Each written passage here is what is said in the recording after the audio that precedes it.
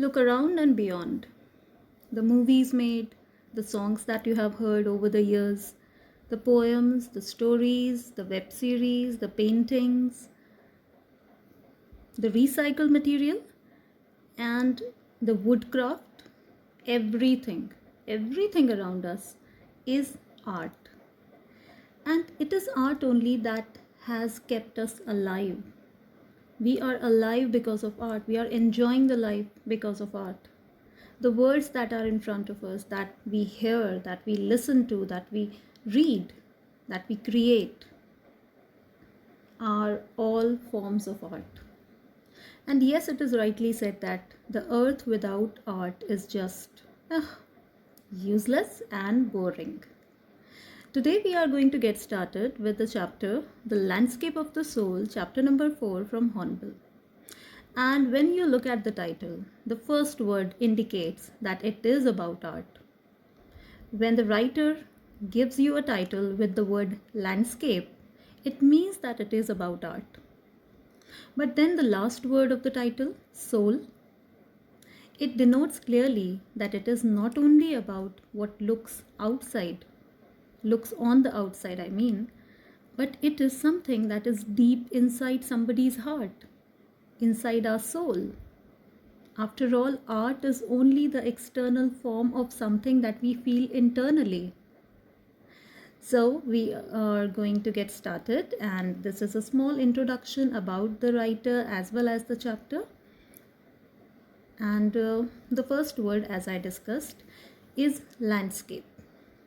Now coming to art, and in art, what does this word landscape means? Well, a landscape is a painting which shows a scene in the countryside. That is the definition provided in the dictionary. So a landscape is basically the earth and the sky, and in between that, various forms of nature. It can be a beach side, it can be the mountain area, it can be the paddy fields, it can be the croplands or the grasslands or the countryside. So the landscape, the basic landscape is in front of you, and then you can put in whatever you wish. So this is a landscape, and this is another one. We have a river here. There are these tall trees and the snow covered mountains. So this is another landscape. Now coming to the author. The chapter is written by Nathalie Troveroy. She was the wife of the Belgian ambassador to India and is an art historian. It means that she studies art and the history associated with it. A little more about her. Nathalie, who has done her master's in the history of art and archaeology with a specialization in Japanese art from the Catholic University of Louvain in Belgium. Nathalie has been imbibing the cultures of the various cities she visits. When her husband was posted in China, she learned calligraphy from Yu Zhelong, direct descendant of a 7th century royal calligrapher. She is an accomplished translator of catalogues and art books from Dutch into different European languages. So Nathalie Troveroy, when she was in China, she learned calligraphy and a lot about the Chinese style of painting.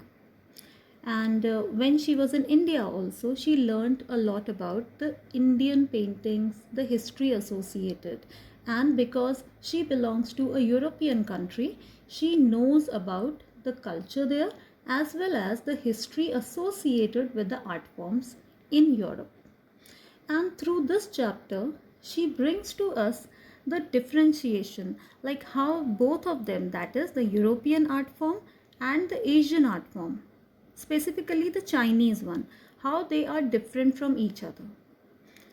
So coming to the basic theme and the content available in the chapter.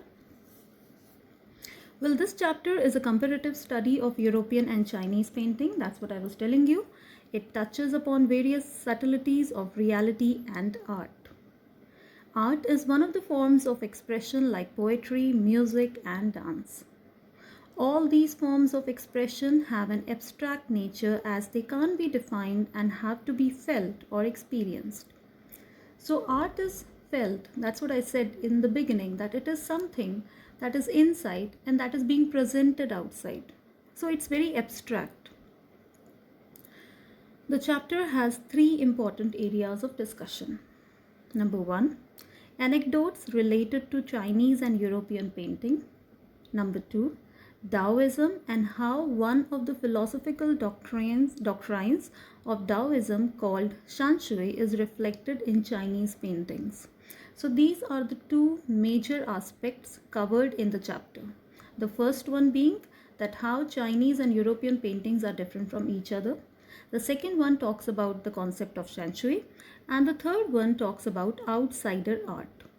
Now, outsider art is the art created by artists who have received no formal training, yet they show talent and artistic insight. Art rut or raw art is about works of art that were in their raw state with regard to their cultural and artistic influence. Anything like a broken teacup or bangle could be material for a work of art.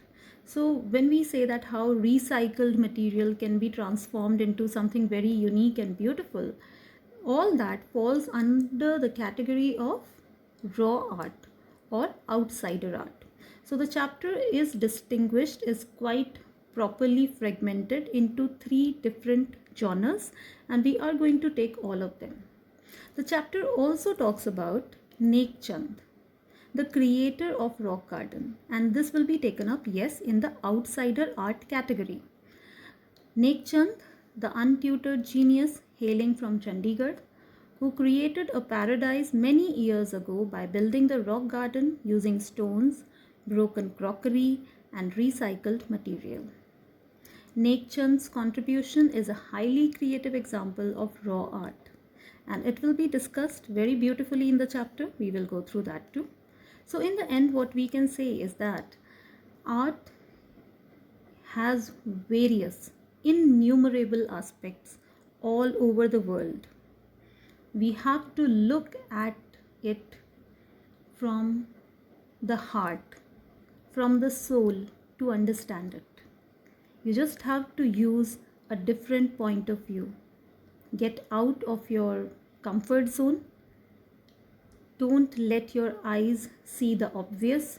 Look beyond. Think outside the box. From another point of view, you will get something wonderful.